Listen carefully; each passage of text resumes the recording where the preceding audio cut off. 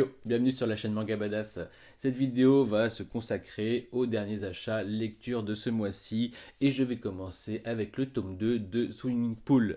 J'avais bien aimé le tome 1 de ce manga, mais il y avait eu un gros bémol, c'est que graphiquement je ne supportais pas les trames grossières qui étaient appliquées, en particulier ce qui était assez flagrant sur le personnage féminin qui était bronzé. Donc vous pouvez voir, je vous montre ce que j'avais, donc c'était assez grossier. Et donc pour la lecture du tome 2, je croisais les doigts pour ne pas avoir une gêne dans ma lecture comme je l'ai eu lors du tome 1. Donc j'avais beaucoup aimé ce tome 1, mais vraiment ça m'a dérangé dans ma lecture. Donc c'est bien au milieu du tome 2 que je me rends compte, le personnage féminin bronzé a une peau douce, dorée, super bien faite, les trames sont minimalistes, donc ça se voit pas vraiment très bien, et puis graphiquement, là je n'ai plus rien à dire, vraiment je ne comprends pas, et j'en suis ravi, donc je finis ma lecture de manière très agréable, parce que le tome 2 est très bon, donc on sent que c'est une série courte. Moi j'aime bien que les séries de sport fassent au moins 10 tomes, ça permet de bien construire le récit, de nous faire procurer pas mal d'émotions. Donc franchement, il se débrouille bien. Moi je trouve que c'est un manga sur la natation et sur un peu de romance qui n'est pas sans rappeler un petit peu Adachi. Bon, on en est loin, mais en même temps, graphiquement, ça fait super bien le travail. Mais alors, je me pose une question. Donc voilà, donc le tome 2 est très bon, j'ai hâte de lire le tome 3, mais je me pose quand même une question, pourquoi une telle différence entre ces deux tomes? Il n'y a pas eu quelques années entre les deux, ça a été fait sur le même jet, c'est sûr et certain. Donc, il faut savoir que c'est des tomes que je lis en version numérique. Donc je me prends mes screens, je compare, donc je vois bien ce qui ne va pas, et je vais rechercher mes anciens screens du tome 1. Et là, j'ai mon ancien screen, et je vais voir le tome 1, et j'ai les nouveaux screens. Ah ouais. Donc il y a eu un problème. Alors je ne sais pas si c'est une erreur de téléchargement ou si c'est une mise à jour qui a été faite. Je n'en sais rien. Donc voilà, je me dis ce qui m'a dérangé et je me rends compte que, en fin de compte, donc je me dis que le produit qui a été imprimé en format papier, lui, était convenable. Voilà. Donc pour ma part, je suis très heureux que ce tome 1 se soit mis à jour. La lecture sera bien plus agréable comme elle l'a été pour le tome 2. Tout va bien, tout rentre dans l'ordre.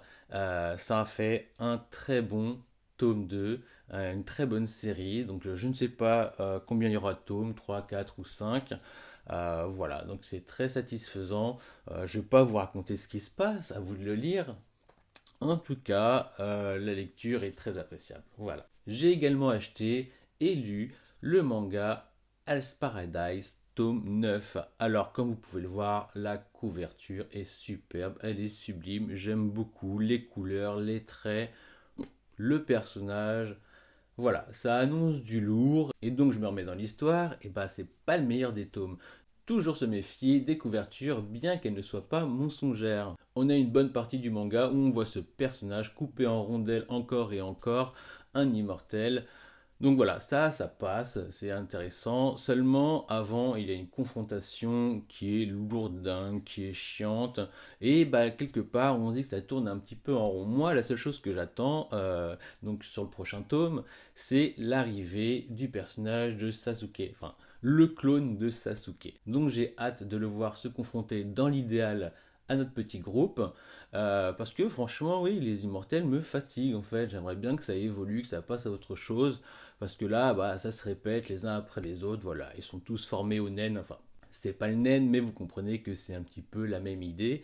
Donc, comme je vous le disais, c'est pas le meilleur. En tout cas, ça annonce quand même du bon. J'ai hâte de voir la suite en espérant que ça ne tourne pas plus en rond. Donc, vivement le tome 10 de Hell's Paradise. J'ai également acheté le tome 10 de Origin et donc le dernier tome. Alors moi j'adore cette série, j'avais qu'une crainte, c'est que la fin soit rushée, vite fait, bâclée, et voilà, que ça finisse en nœud de boudin comme a pu finir Wallman ou il fait partie de ces mangas en 10 tomes que je trouve réussis. Alors oui, il y a toujours de la violence et du sexe, mais je dirais plutôt en fait de la nudité, plus que du sexe. Alors parfois c'est gratuit, mais le fait que ça passe à travers des robots, franchement, ça passe beaucoup mieux. Moi personnellement, j'appelle pas ça du fan service, voilà.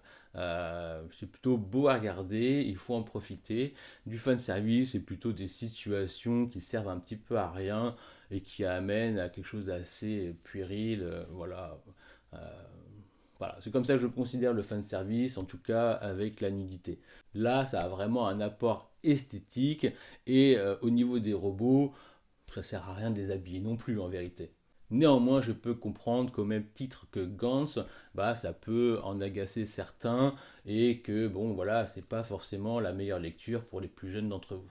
À la fin de ce tome, je me dis quand même que ce serait bien qu'il continue dans ce thème, la science-fiction. Je trouve que c'est un thème qui lui va bien.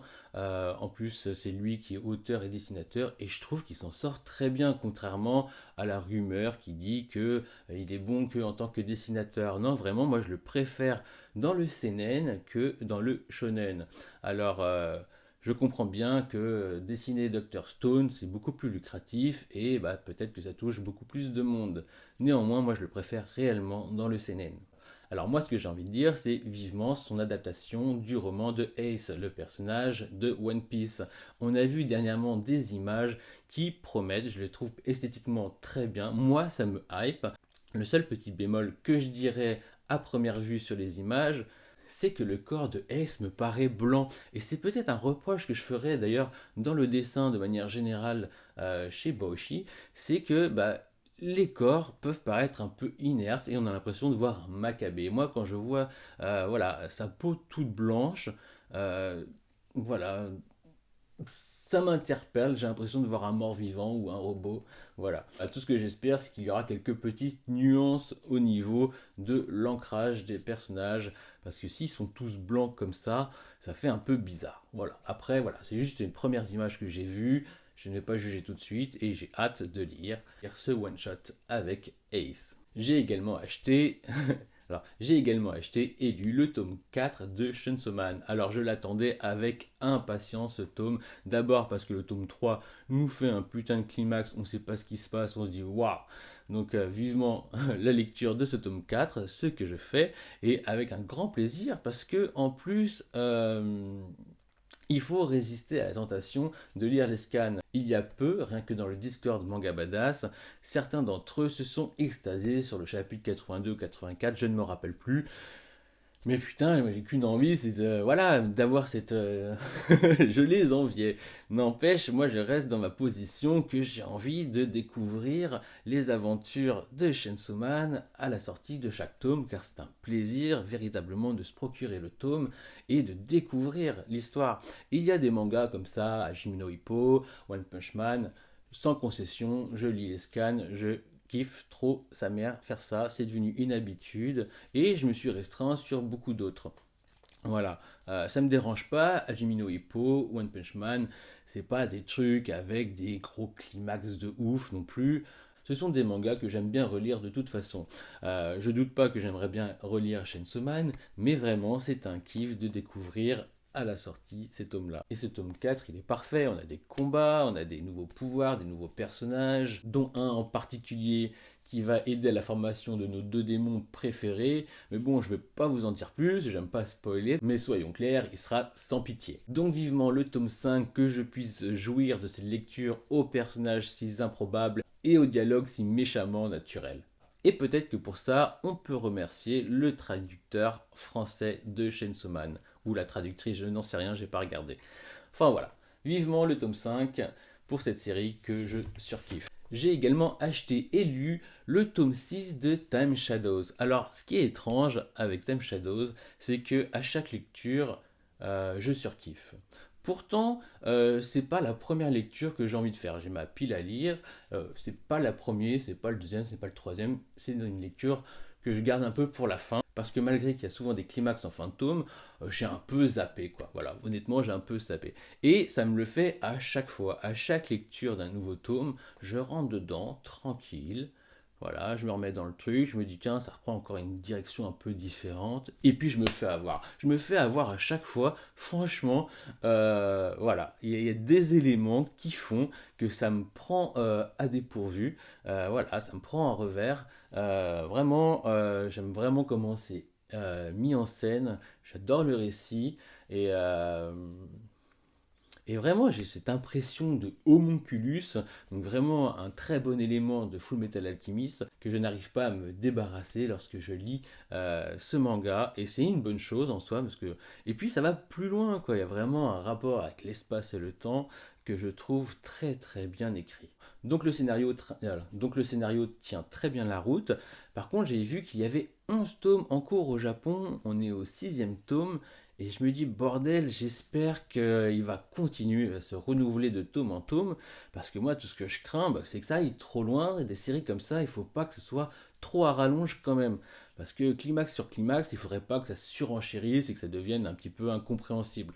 En tout cas, je croise les doigts, j'adore cette série, vivement le tome 7 en espérant que ce soit toujours aussi bon et toujours aussi surprenant. Et je croise les doigts que ça ne finisse pas en nœud de boudin. J'ai également acheté le tome 9 de Tokyo Revenger. Et avec ce tome, c'est pour ça que je vous en parle, je rattrape la partie que j'avais lue en scan avant la sortie du manga.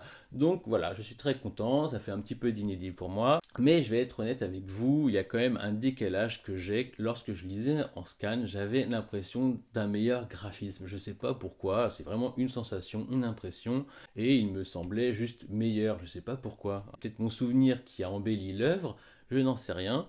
Peut-être la découverte à l'époque faisait que j'étais super hypé. Là, en le lisant, j'ai un petit peu de mal avec le graphisme. Je trouve les caractères design un peu trop slim, un peu trop skinny. Vous voyez ce que je veux dire? Alors, on dirait un peu des poupées, ce qui enlève un peu en street crédibilité pour un Furio.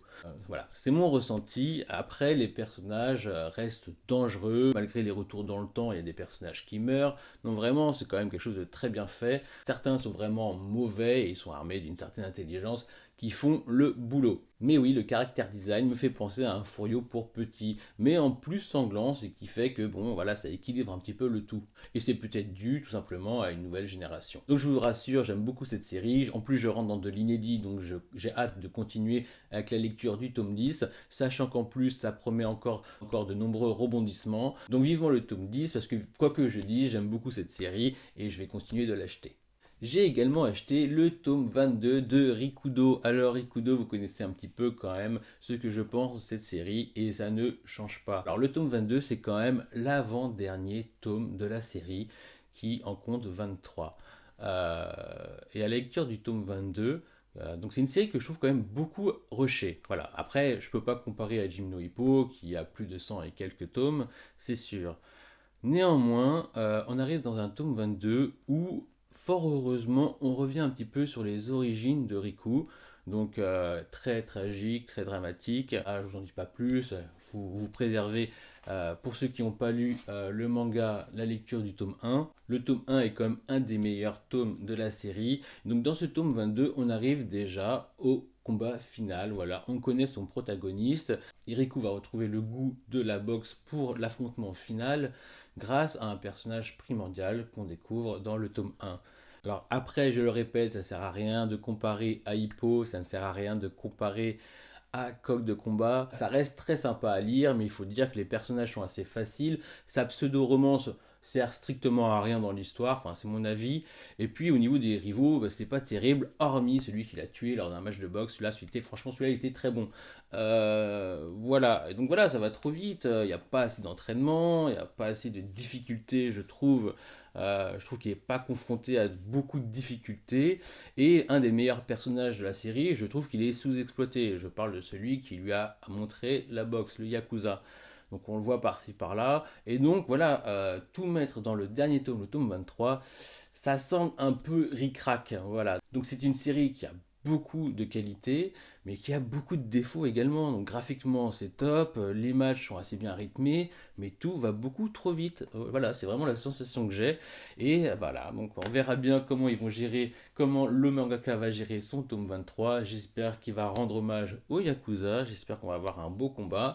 Voilà, et puis voilà, le dernier boss, il apparaît un petit peu juste au tome avant, c'est un peu étrange.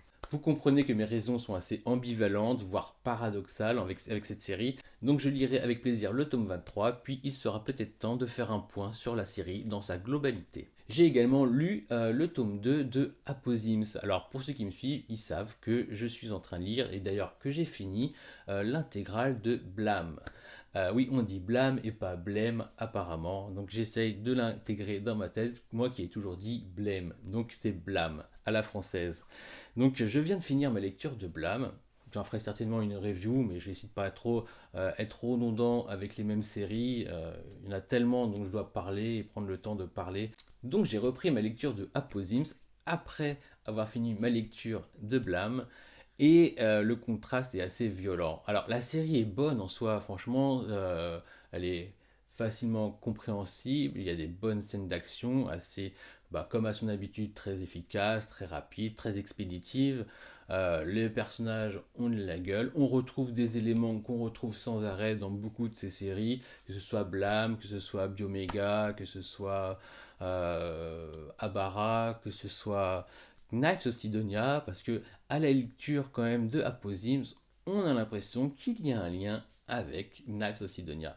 Dans une interview de Tutumonier, qu'il était possible qu'il y ait quelque chose, mais il n'en dira pas plus, car il laisse ça à la découverte des prochains tomes d'Aposims. Il ne veut pas nous spoiler non plus. Alors je vous avoue que, bon, j'ai un peu mal au cœur à ma lecture d'Aposims, car il faut quand même faire une croix à cet ancrage noir, voilà, quand on a du Blame ou du Bioméga, du Abara, voilà, le trait noir, voilà, c'est vraiment, les trames sont omniprésentes, voilà, il y a vraiment quelque chose de particulier qui se démarque vraiment des autres œuvres, vraiment quelque chose de fabuleux. Et là, il nous prend de court avec Aposims, donc c'était déjà le cas avec le tome 1, mais là je reviens avec le tome 2, et voilà, le contraste est violent, on est sur du blanc, il y a presque plus de trame.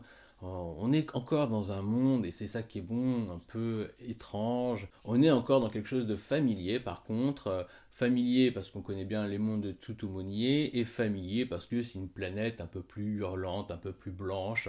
Voilà, mais on a toujours les mêmes ingrédients. Les combats sont toujours expéditifs, l'histoire ne nous attend pas, elle va vite, les transformations sont toujours là. Non, vraiment, il y a du bon, j'ai hâte de lire la suite. J'ai juste un petit pincement au cœur lorsque Tutumonier dit qu'il n'utilisera plus le noir, qu'il en a ras-le-bol, qu'il en a fait une overdose. Et c'est bien dommage parce que autant c'est propre, c'est beau à Posims, autant ça manque le blâme, voilà, ça manque le blâme, l'ancrage de blâme de Abara, de Biomega. Donc voilà, j'aime cette lecture, je vous avoue qu'elle est pleine de nostalgie, néanmoins, voilà, j'ai hâte de découvrir la suite. Je vous tiens au courant lors de mes prochaines lectures de Aposims avec le tome 3, 4, 5. Je vais également vous faire une petite view rapide de Lady Boys and Yakuza, donc sur les 5 tomes. C'est une série en 5 tomes et qui parle de violence et de sexe, mais qui utilise bien l'humour. Voilà, donc je vous fais un topo rapidement sur l'histoire. C'est un Yakuza qui va coucher avec la femme, mais aussi avec la fille de son patron. Seulement la vengeance de son patron va être terrible.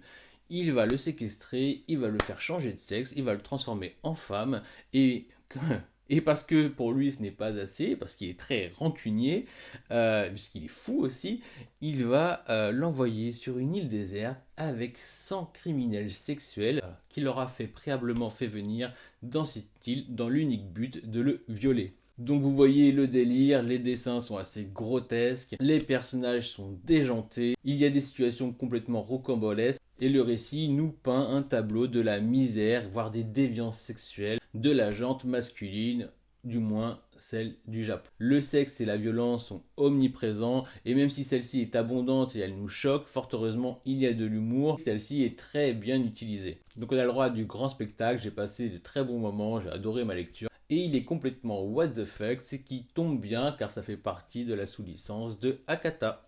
Voilà, donc je vous la conseille fortement, bien évidemment, pour un public averti, même s'il y a de l'humour, il y a quand même des passages sacrément tordus. Voilà, cette vidéo est finie, prenez soin de vous, achetez des mangas, lisez des mangas, abonnez-vous, faites un tour sur le Discord Manga Badass, et puis je vous dis à bientôt, ciao!